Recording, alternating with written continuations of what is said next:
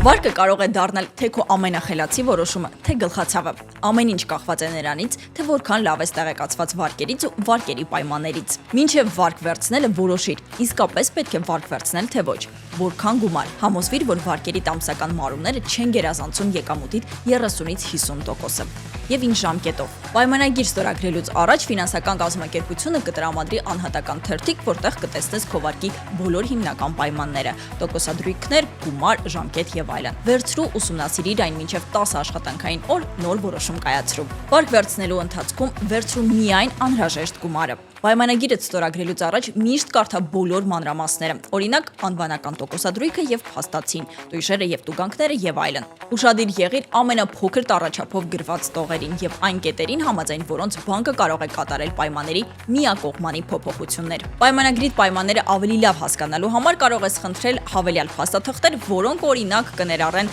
սպասարկման վճարը, որը կարող է ազդել փաստացի տոկոսադրույքի վրա եւ այլն։ Իսկ վարկը վերցնելուց հետո սպառողական վարկերի դեպքում պայմանագիրը կնքելուց հետո 7 աշխատանքային օրվա ընթացքում կարող ես մտածել եւ վարկից հրաժարվել։ Մայր գումարից ավելի մարում կատարելու դեպքում համոզվիր, որ նվազեցնում ես մայր գումարը, այլ ոչ թե կատարում հերթական մարում։ Վարկի մարումը կատարիր առանց ուշացումների, ըստ պայմանագրում նշված ժամկետների։ Ավելացնեմ, որ տարեկան մի անգամ անվճար կարող ես ագրավարկային բյուրոյից ստանալ քո վարկային զեկույցը։ Այսպես համ կիմանաս քո վարկային սքորը, համ էլ եթե սխալմունքներ գտնես, կկարողանաս անմիջապես բանկ դիմել եւ կանխել։ Վարկ վերցնելը մեծ քայլ է, բայց նաեւ խելամիտ լուծում։ Պարզապես եղեք տեղեկացված։ Իսկ մենք կհանդիպենք, քանի որ շատ բան կա ասելու։